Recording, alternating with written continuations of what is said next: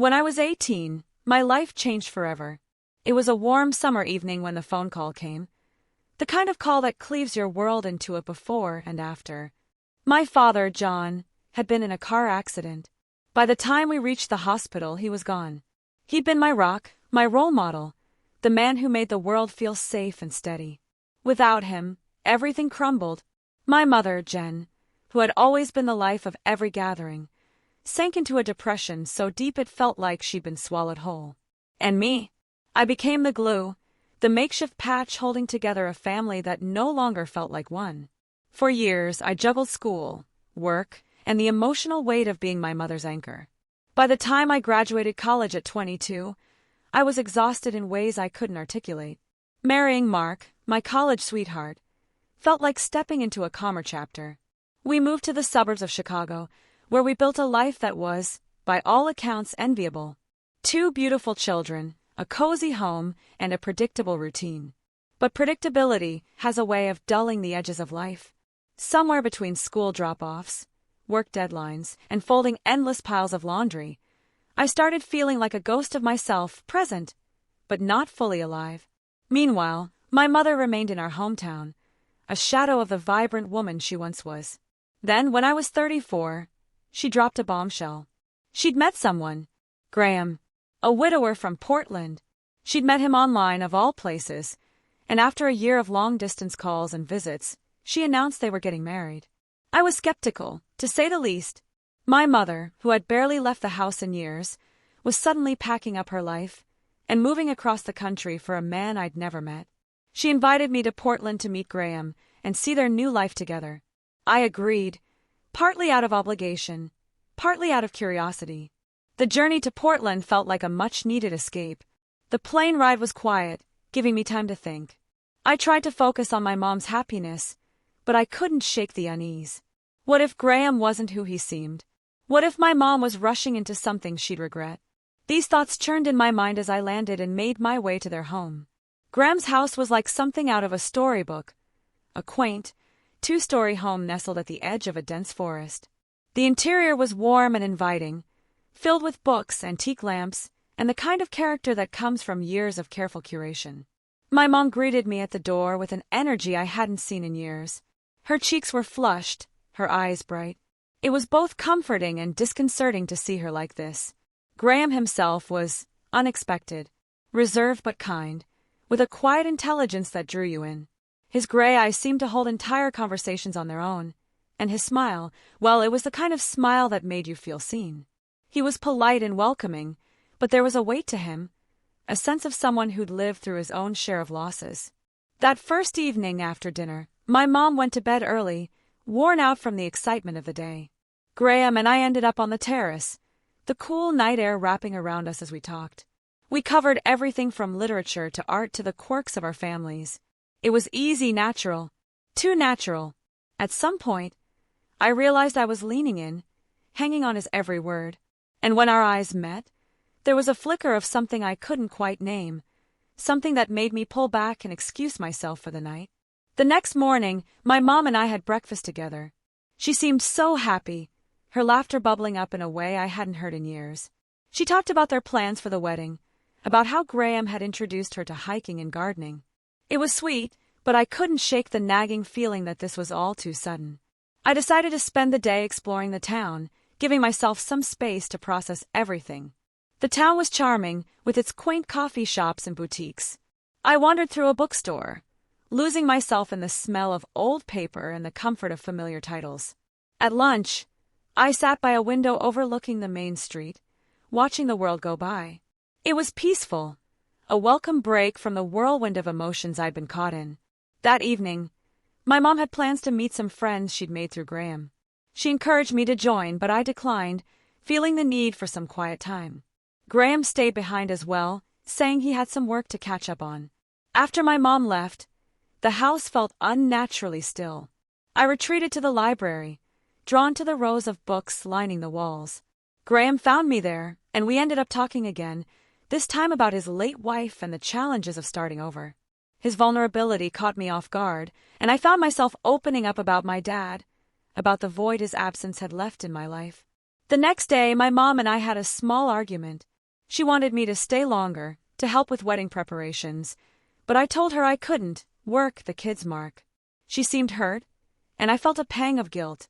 Later, Graham and I went for a walk in the woods while my mom ran errands. The forest was breathtaking, sunlight filtering through the trees in golden streams. We talked as we walked, our conversations weaving between light-hearted banter and deeper topics. By the time we reached a small lake, the air between us felt charged. We stood in silence, the kind that's heavy with unspoken words. When I turned to look at him, his gaze was steady, searching. I felt my breath hitch, a silent alarm going off in my head. I looked away, but the moment lingered. That evening, after another early night for my mom, I stepped out onto the terrace for some fresh air. Graham joined me, his presence both comforting and unsettling. Then, without warning, he reached out and touched my shoulder. It was a light touch, barely there, but it sent a jolt through me. I turned to him, and before I could think, before I could stop it, he leaned in. His lips brushed mine, soft and tentative, and for a brief, shattering moment I let it happen. The guilt hit me like a tidal wave the moment I pulled away. I stammered something about needing to go inside and practically fled to my room. That night I barely slept. The next few days were a blur of avoidance and strained politeness. Back in Chicago, I thought I'd closed the chapter on Portland, but the memory of Graham lingered like the faint scent of smoke after a fire, impossible to ignore. Life resumed its predictable rhythm, but I found myself checking my phone more often, half expecting a message from my mom, or worse, from Graham. It never came. A week later, my mom called. She sounded cheerful, gushing about the wedding plans and how Graham had been helping her adjust to her new life. She asked me to return to Portland for a few more days to help finalize the arrangements. I hesitated, offering excuses about work and the kids, but she pressed, her voice tinged with disappointment. Finally, I agreed. Maybe I could bury the awkwardness of that kiss under the guise of family duty. Maybe it would help me move on. When I arrived, Graham greeted me at the door. His eyes lingered on mine a fraction too long, and I felt the familiar flutter of unease. But his demeanor was warm, his tone polite. He carried my bags to the guest room without being asked, an act so small yet so considerate that it caught me off guard. Mark never did things like that anymore. Not that I blamed him. Our life was a constant whirlwind of obligations. But Graham's attentiveness felt different. The next morning, my mom and I went into town to pick out flowers for the wedding. She was in high spirits, chatting animatedly about centerpieces and color schemes. It was nice to see her like this, but I couldn't shake the feeling of being an outsider in her new life. When we returned, Graham was in the kitchen, preparing lunch. The smell of roasted vegetables and fresh herbs filled the air, and he smiled as we walked in. "Perfect timing," he said, setting plates on the table. "Ellie, I made your favorite, Capri salad." I blinked. I'd mentioned it in passing during one of our late-night conversations. The fact that he remembered felt intimate. Too intimate. My mom beamed, clearly impressed, but I felt a pang of guilt. I thanked him quietly, avoiding his gaze.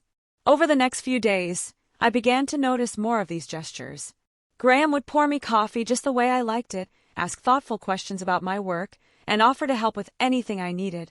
He was attentive without being overbearing, and it struck me how different it felt to be cared for like this. Mark was a good man, but somewhere along the way, our relationship had become transactional. Who's picking up the kids, who's doing the dishes, who's too tired for intimacy. Graham, on the other hand, seemed to really see me. One afternoon, my mom had a meeting with the wedding planner, leaving Graham and me alone again. I decided to organize the books in the library, a task I claimed was for my mom's benefit but was really an excuse to avoid him. Yet, as I stood on a step stool, struggling to reach the top shelf, Graham appeared in the doorway. "Need a hand?" he asked, his voice soft. I hesitated but nodded. He stepped closer, his presence filling the small space. As he reached for the books, his arm brushed mine, and I felt a jolt of electricity. I turned to thank him, but the words caught in my throat. He was standing so close, his gray eyes searching mine. For a moment, the world seemed to hold its breath. "Ellie," he murmured, his voice barely above a whisper. Before I could respond, he leaned in, his lips brushing mine. This kiss was different from the first, deeper, more deliberate. I knew I should pull away, but I didn't. Instead, I found myself leaning into him, letting the moment swallow me whole. When we finally broke apart, I felt a rush of emotions: guilt, desire, confusion. "I'm sorry," he said, stepping back. "I shouldn't have." "No," I interrupted, my voice trembling. I need to go." I fled to my room, my heart pounding. That evening, I told my mom I decided to stay a few extra days to help with the wedding. She was thrilled, but the truth was, I wasn't ready to leave. Something about Graham, about the way he made me feel, kept pulling me back, even as I wrestled with the weight of my actions. The days that followed were a blur of wedding preparations and stolen moments. Graham and I avoided being alone together, but the tension was palpable. Every glance, every accidental touch, felt charged. I told myself it was nothing, just a fleeting infatuation. But deep down, I knew it was more than that. I wasn't sure where this was headed, or if I even wanted to know. All I knew was that for the first time in years, I felt alive, and that terrified me. The wedding day began as a picture-perfect moment, the kind of idyllic scene that seemed too good to be true. My mother looked stunning in her dress, a vision of joy and anticipation as she prepared to walk down the aisle. Graham stood at the altar, calm and composed, his expression one of quiet determination. I watched from my seat, doing my best to suppress the storm of emotions that had been building inside me for days. As the ceremony began, everything seemed to move in slow motion. My mother stepped forward, radiant and smiling, while Graham's gaze shifted, subtle at first, then unmistakable. He wasn't looking at her. His eyes found mine, and the weight of that connection hit me like a tidal wave.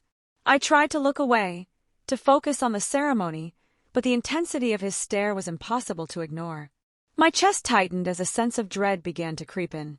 The officiant's words faded into the background as I watched Graham's posture shift. His calm exterior cracked, revealing something deeper, something unresolved. My pulse quickened as he stepped forward, interrupting the flow of the ceremony. The murmurs from the crowd grew louder, confusion spreading like wildfire. Then it happened. Graham turned to my mother, his expression pained but resolute. His words were soft, but their impact was devastating. He couldn't go through with it. He couldn't marry her. The collective gasp from the guests seemed to echo endlessly in the garden. My mother's face crumbled, her joy replaced by a look of disbelief and heartbreak. And then, as if to drive the final nail into the coffin, Graham admitted the truth. He was in love with me. The world seemed to stop. My mother's gaze snapped to mine, her eyes filled with a mix of shock, betrayal, and fury. My breath caught in my throat, and I felt like I was drowning in the weight of her stare. The garden, so beautiful just moments before, now felt like a suffocating prison. The aftermath was chaos. Guests began to leave, their whispers and hurried steps filling the silence left by my mother's refusal to respond. Graham stood frozen, his confession hanging in the air like a dark cloud. My mother's face hardened as she turned away from him, her shoulders rigid with anger and pain. She didn't look at me again. Her silence was louder than any words she could have spoken. The days that followed were unbearable. My mother refused to speak to me, her grief and anger forming an impenetrable wall. Graham disappeared, leaving no trace of his presence. I stayed in Portland, unable to face the idea of returning home and pretending life could ever return to normal. The weight of guilt pressed down on me, relentless and suffocating. I spent hours replaying the events in my mind, trying to understand how things had spiraled so far out of control. Graham's words haunted me, his confession both a curse and a revelation. He had torn apart the fragile threads of my family, but he had also exposed truths I wasn't ready to confront. My mother's love, my own suppressed desires, the life I had been living on autopilot, all of it was laid bare, raw and unfiltered. The pain of my mother's rejection was the hardest to bear. I had been her anchor for so long, the one who held her together after my father's death. And now I was the reason for her heartbreak. The bond we had shared felt irreparably broken, and I couldn't shake the feeling that I had failed her in the worst possible way. The clarity that came with time was cruel but necessary. I couldn't undo the damage, but I could decide what to do with the pieces that remained. The road ahead was uncertain, filled with the shadows of what had been lost. In the aftermath of my mother's furious eviction, I made a decision that felt both calculated and reckless. Back in Chicago, I told Mark I had a unique opportunity for a work project that required me to be away for a couple of months. It wasn't entirely a lie. I had picked up a freelance writing assignment to justify the time away. But the real reason was Graham. Mark had barely looked up from his phone when I explained the details. He nodded, distracted, and muttered something about how he and the kids would manage fine. There was no protest, no curiosity, not even a hint of concern. It was confirmation of what I'd suspected for years. Mark and I had become more like co-managers of a household than partners. I packed a bag, kissed my children goodbye, and promised to call every evening. My heart ached as I hugged them tightly, but I pushed the guilt aside. This wasn't about abandoning them. It was about finding a part of myself that I'd lost. The cabin Graham and I shared became our sanctuary, hidden away from the prying eyes of the world. I set up my laptop on the small wooden table near the window, where I could watch the leaves fluttering in the breeze as I worked. Graham would make coffee in the mornings, his quiet presence grounding me in a way I hadn't felt in years. The days slipped into a comforting rhythm. I spent hours writing, losing myself in words and stories, while Graham worked on his consulting projects. We'd meet for lunch, our conversations ranging from light-hearted banter to deeper reflections on the tangled web of our lives. In the evenings, we'd cook together, the kitchen filling with the scent of rosemary and garlic as the sun dipped below the horizon. After dinner, we'd sit by the fire, sharing glasses of wine and moments of silence that felt as intimate as any words. I called Mark every night, just as I'd promised. Our conversations were brief and perfunctory, centered around the kids' school projects and his work schedule. He never asked too many questions about my supposed business trip, and I didn't volunteer any details. The distance between us felt more glaring than ever, but I couldn't bring myself to confront it, not yet. When I spoke to the kids, my heart ached with longing. They chattered excitedly about their days, their voices a balm to my guilt. I missed them desperately, but the time away felt necessary. For the first time in years, I wasn't just existing, I was living. One evening, as we sat on the porch watching the stars, Graham reached for my hand. His touch was warm and steady, grounding me in the present. "Ellie," he said softly, his voice carrying the weight of everything we'd been through, "do you ever regret this?" I turned to him, searching his face. The lines around his eyes were deeper now, etched by the turmoil of the past months, but his gaze was unwavering. "No," I replied honestly. "I regret the hurt we caused, but not this. Not us." He leaned in, his lips brushing against mine in a kiss that felt like a vow. In that moment, the chaos of the world faded away, leaving only the two of us and the fragile, beautiful connection we had built. Living with Graham wasn't without its challenges.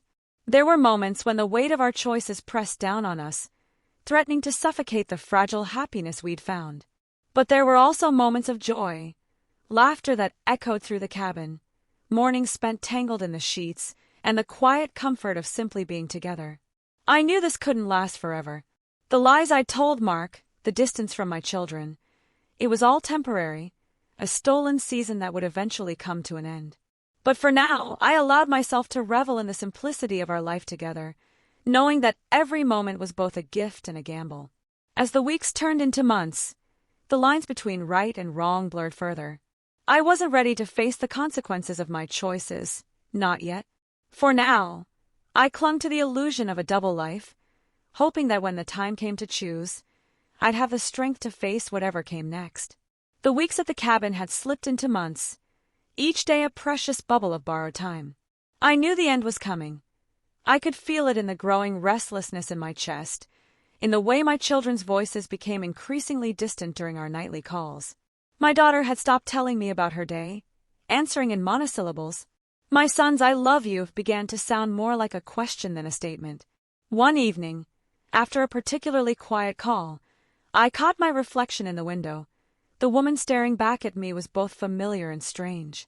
Her eyes held a mixture of contentment and guilt, of love and shame. I touched the glass, tracing the outline of my face. Behind me, Graham moved about the kitchen. The domestic sounds of him preparing dinner a painful reminder of the life I'd carved out here, away from my real responsibilities. That night, as we lay in bed, I watched him sleep. The moonlight painted silver streaks in his hair, softened the lines around his eyes. I memorized every detail. The slight curve of his lips, the way his eyelashes cast shadows on his cheeks, the steady rise and fall of his chest. I knew what I had to do. Before dawn, I slipped out of bed and began to pack. My movements were deliberate, careful not to wake him. Each item I placed in my suitcase felt heavier than the last. A shirt still carrying his scent, a book we'd read together, photographs we'd taken on weekend hikes. I was dismantling our temporary paradise, piece by piece. The sun was just beginning to paint the sky in shades of pink when I heard his footsteps. I was in the kitchen, staring into a cup of coffee I couldn't bring myself to drink. My suitcase stood by the door, a silent declaration of my decision. "You're leaving." It wasn't a question.